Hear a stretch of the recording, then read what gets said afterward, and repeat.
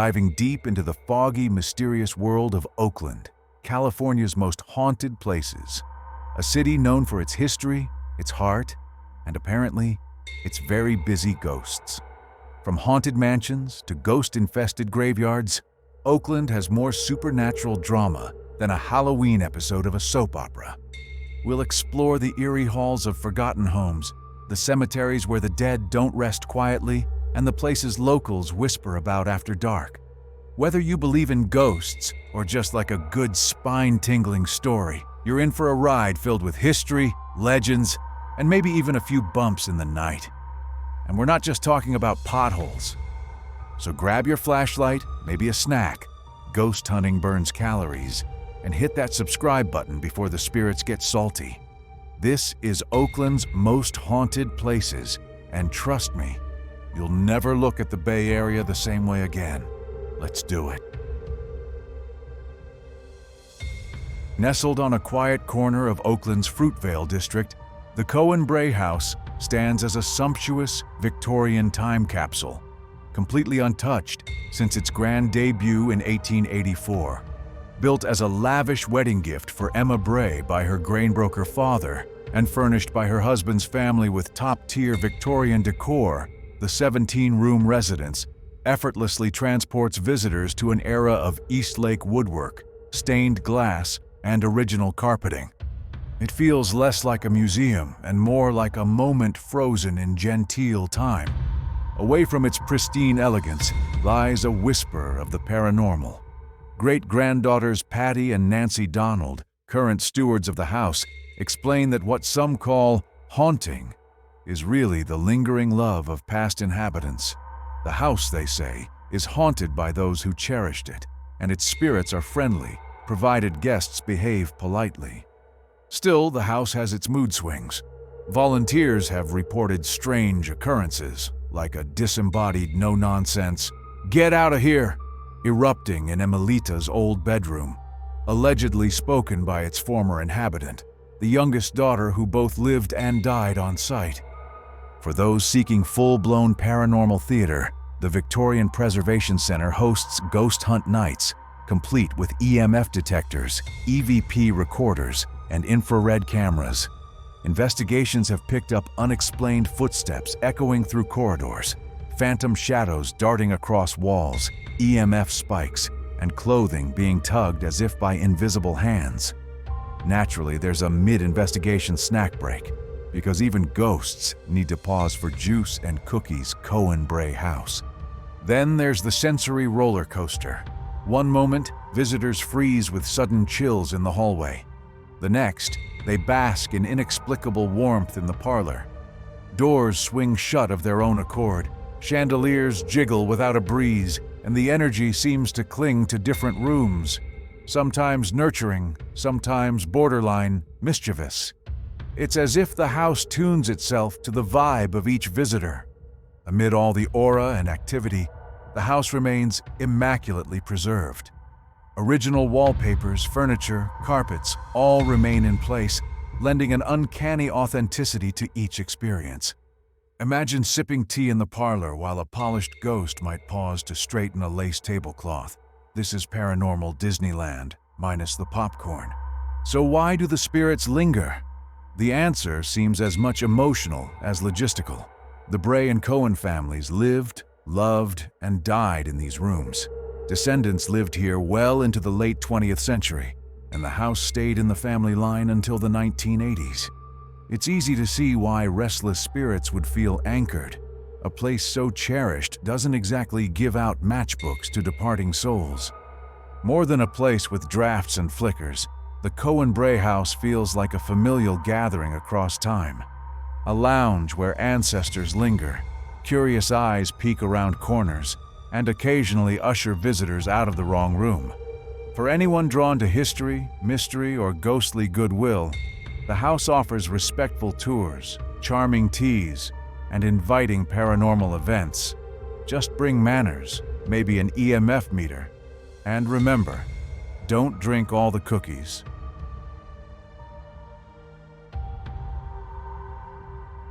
On fog-draped evenings in Oakland, the grand Victorian charm of Mills College seems to shiver under the moonlight.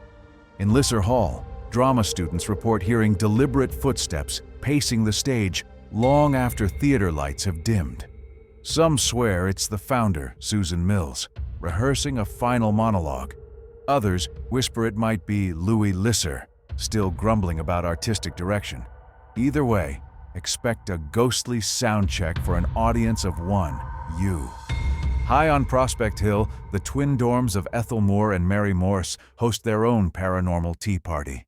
Residents have spotted twin specters quietly studying on sofas, while unexpected piano notes drift down empty corridors. In certain rooms, a subtle gloom lingers, so thick it feels like the energy settled after tragedies once tied to those spaces. Mills Hall, the campus's venerable flagship, doubles as a 4-story haunted hotel. Furniture shuffles on its own, doors knock with no visitor in sight, and the distant echo of a lone figure is said to be from a heartbroken student who leapt from an upper floor long ago. A built-in caution label for heartache, if ever there was one. On sunny afternoons, the lush oval reveals playful oddities. Dogs frolic wildly, chasing invisible friends, less maybe leaping after tennis balls, more chasing the ghosts of Susan Mills's beloved pups buried beneath the grass. To them, every chase is a furry seance. Across the creek bridge by Leona Creek, nighttime visitors sometimes hear the faint, distant cry of a child. Legend claims it belongs to a professor's daughter swept away decades ago, her echo still drifting on the currents of water and sorrow. Inside the music building, a phantom pianist haunts ivory keys at ungodly hours. No sheet music, no performer, just a melancholic melody in search of an audience who has yet to show up. Perhaps it's a tutor from beyond, stressing that perfect pitch knows no expiration date. Orchard Meadow and Warren Olney dorm halls are hotspots for weird vibes. Cold spots strolling the halls, bathroom lights flicking on by themselves, candles igniting with no flame in sight. The occasional apparition of a young woman appears on stair landings, romantic timing or just bad date etiquette from beyond. In campus libraries, sleepy students report an oddly generous ghost tutor. Nodded off over homework? Wake up to find math problems miraculously solved in neat handwriting. Spirit teacher or spectral gremlin? The paranormal version of Chegg is alive and well here. In short, Mills College isn't just about ivy-clad buildings and academic legacy. It's a full-blown paranormal playground. You've got founders pacing, ghost dogs playing fetch, spectral study buddies, moody musicians, and mysterious matchstick candles lighting themselves. It's less campus life and more campus after dark, a supernatural Airbnb full of roommates who never left. Just don't be surprised if your homework mysteriously resolves itself or your date vanishes on the staircase. You step through the grand front door of Oakland's party home and immediately sense its weighty past. Built in 1868, this ornate Italianate mansion served 3 generations of the Pardee family, starting with Enoch Pardee, then his son George, once California's governor, and finally his daughters, Madeline and Helen, who left the house untouched until their passing in 1980 and 1981. Now it wears its original furnishings like a time capsule, complete with Helen's eclectic collection, scrimshaw from Alaska, tobacco pipes from the Philippines, and even a giant elk head staring you down, from floor to soaring ceiling. By daylight, the rooms whisper history, polished wood, delicate china, and sunlit parlors that once echoed with political debates and family gatherings. But after dark, things shift. Tours marketed as ghost investigations, complete with snacks and ghost hunter equipment, are led by professionals like Karen Zimmerman, the Bay Area's own paranormal sleuth. Visitors aim their devices at polished banisters, hoping to capture evidence that something unseen still roams the mansion's corridors. Investigators claim they've recorded electronic voice phenomena, disembodied voices caught in EVPs, urging unwelcome guests to stop it or get out. These snippets, often grainy and abrupt, suggests this house doesn't always appreciate nocturnal visitors. And for those who don't chase EVPs, there's still the flicker of lights, unexplained cold spots, and the occasional whistle or footstep tracing down empty hallways. Video evidence from both downstairs and upstairs investigations shows flashlights spotting floating orbs, shadowy shapes drifting around corners, and the tapping you hear just a whisper away, just far enough to send your heart pounding. These spectral orbs aren't disco balls, though. They're anomalies in long exposure video footage saying, "We exist." At least they like cameo appearances. So who or what lingers within these elegant walls? The story goes that the house saw more than warm tea and family celebrations.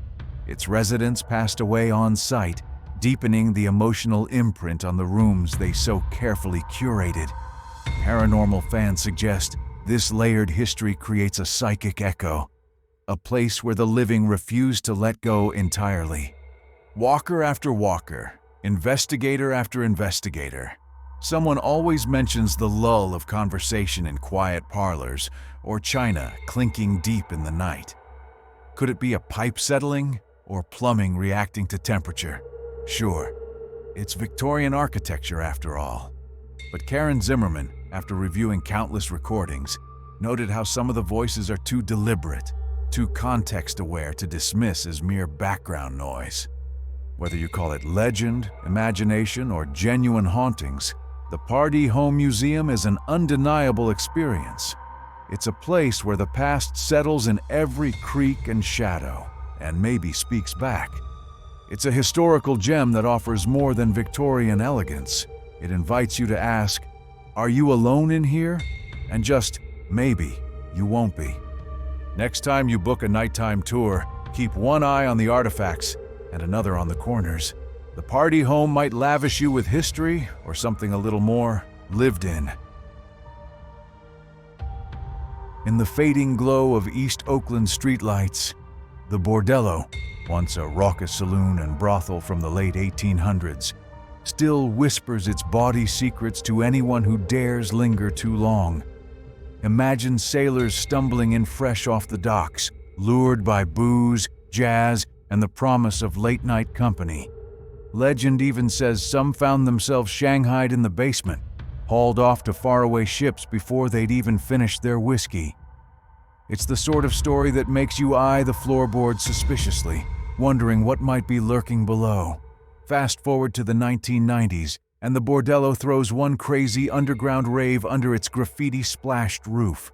Picture wild night after wild night, DJs blasting psytrance, a naked sitar player drifting through the crowd like a psychedelic unicorn, and a floppy-haired guru-like host in a wizard's cape serving shrimp cups at 4 a.m. from behind a piano. If Salvador Dali had thrown a house party, it might have looked something like this. But amid the neon strobe madness lurked the supernatural.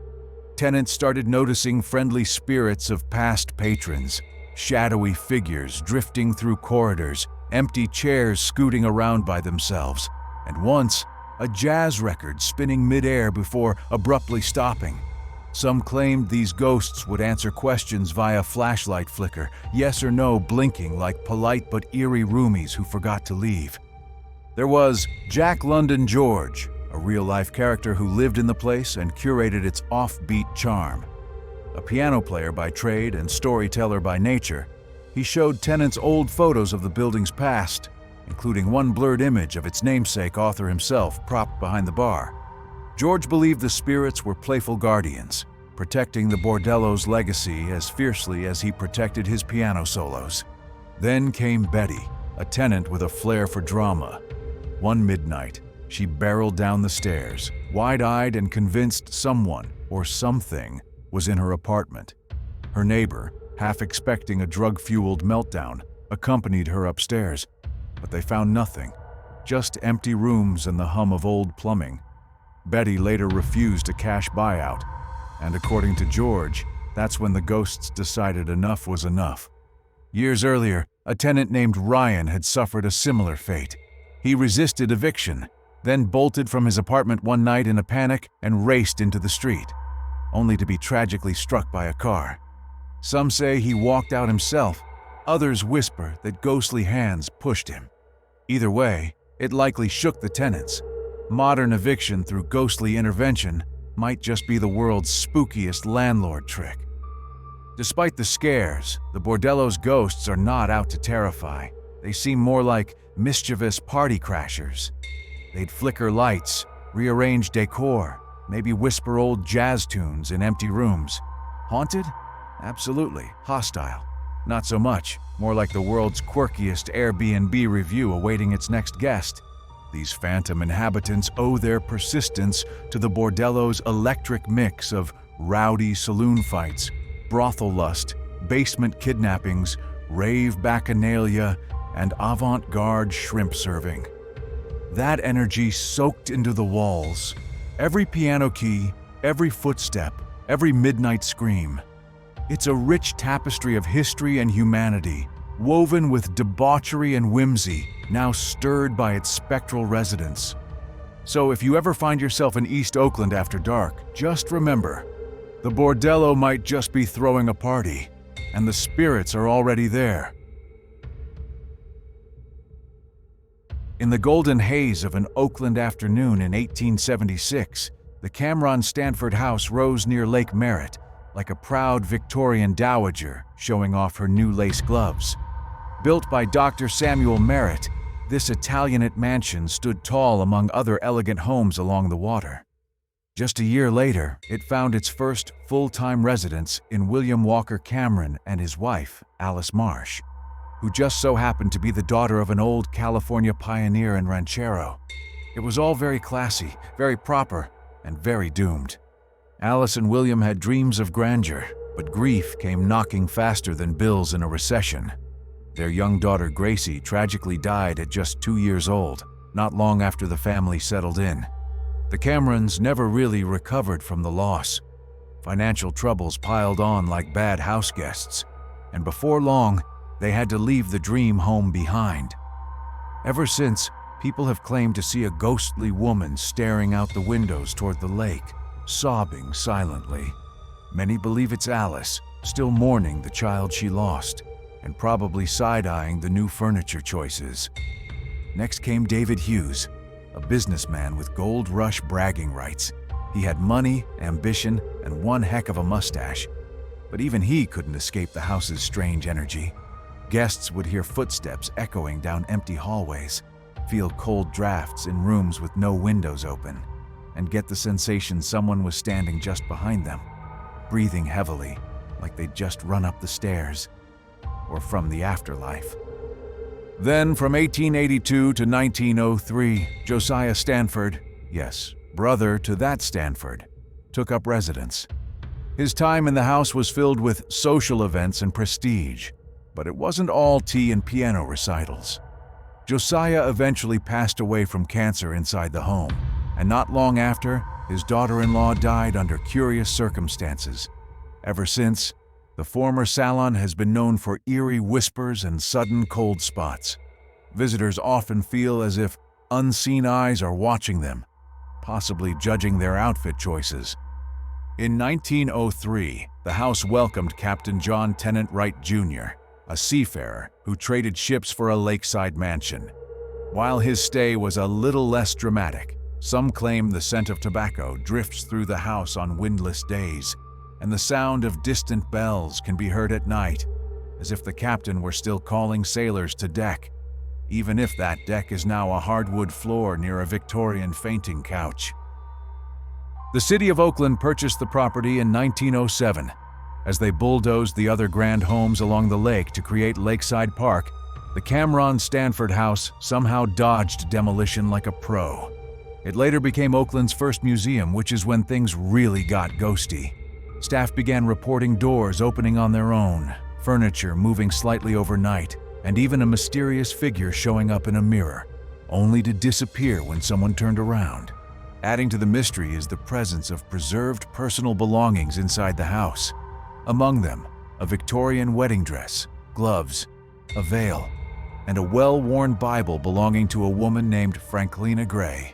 People say objects like these can hold energy, especially when they're displayed in a house already thick with history and heartbreak. Some claim to smell pipe smoke in the room where her items are kept, even though no one's smoked there in decades. Now, when the lights dim and the antique lamps cast long shadows, it's easy to imagine the old residents roaming the halls again. The grieving mother, the ambitious businessman, the refined Stanford family, and the ghostly sea captain, all part of the home's lingering story. If you ever visit, don't be surprised if the house remembers you. Just be polite and maybe knock before opening a closed door, because someone might already be on the other side. Nestled in the rolling hills of Oakland, California, with postcard-worthy views of San Francisco Bay, Mountain View Cemetery is not your average graveyard. Designed in 1863 by none other than Frederick Law Olmsted, the same guy who co-designed Central Park, this cemetery is more like a luxurious eternal resting resort. We're talking fountains, grand mausoleums, and winding roads that make you feel like you should have brought a picnic, not a flashlight. It's 226 acres of peaceful vibes, but if you hang around after dark, that peacefulness gets a little weird. Now, Mountain View isn't just home to the dearly departed. It's also a who's who of Bay Area history. The cemetery is crawling with California governors, big-shot business tycoons, and cultural legends. One of the most famous is Elizabeth Short, better known as the Black Dahlia. While her murder is associated with Los Angeles, her body wasn't found here. She's just buried here, and rumor has it, she hasn't entirely left. Visitors have reported seeing a mysterious woman in 1940s-style clothing roaming the grounds, vanishing before anyone gets close. It's either her or someone's grandma with teleportation powers. And let's not forget Mac Dre, the iconic Bay Area rapper and hyphy movement pioneer. His grave has become a pilgrimage site for fans who blast his music, leave bottles, and pay respects with the occasional ghostly fizz face in his honor. People claim that if you visit on his birthday, you can feel a strange energy in the air, like the beats about to drop from the spirit world. Now that's ghostly swag. Mountain View is also the final resting place of Domingo Ghirardelli, yes, the chocolate guy, and Henry J. Kaiser of Kaiser Permanente fame. Ironic, considering even his healthcare empire couldn't save him from the one appointment nobody skips. There's even a local legend that Ghirardelli's spirit sometimes smells faintly of cocoa. Or maybe that's just someone unwrapping a snack bar during a ghost tour. But wait, it gets even creepier. Several visitors have reported seeing shadow figures near the mausoleums, especially around twilight. One person swore a tall, hat-wearing figure followed them from behind a tomb, only to disappear when they turned around. Another swears they heard whispering behind a gravestone, in Latin, either a restless monk or a goth teen doing Duolingo by candlelight. A more infamous tale involves a glowing orb that floats between graves at night. Some say it's the soul of a young boy who died in the early 1900s and never found his way home. Others say it's just someone's drone with a low battery. Whatever the case, the orb allegedly blinks at you like it's trying to send Morse code from beyond. And just because this cemetery is fancy doesn't mean it's quiet. Security guards have claimed to hear music with no source, footsteps crunching the gravel behind them, and once, this is a real report, a voice whispering, "Don't leave me here." Spoiler, they left, very quickly. Then there's the case of the crying statue. There's a particular angel monument that allegedly sheds tears during full moons. Some say it's mourning the loss of the family it was made for. Others say it's condensation. But that hasn't stopped visitors from leaving tissues and whispering, there, to a stone sculpture like it's their emotionally unstable friend at brunch. Despite all the spooks, Mountain View remains one of the most beautiful cemeteries in the U.S. It's scenic, historical, and just eerie enough to make you second-guess that twilight stroll. Ghost hunters, history buffs, and thrill seekers all walk away with the same conclusion. This place is haunted with class. So whether you're coming to honor Mac Dre, search for the Black Dahlia, or just soak in the haunted hills, Mountain View Cemetery promises you one thing: plenty of spirit. And maybe, just maybe, someone whispering your name when you're not looking. Don't worry, it's probably just the wind. Probably.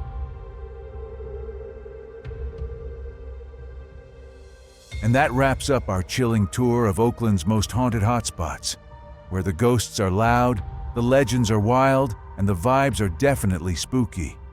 If you made it this far without jumping, screaming, or accidentally saging your living room, congratulations. You're braver than most. But don't think the spirits are done with us yet.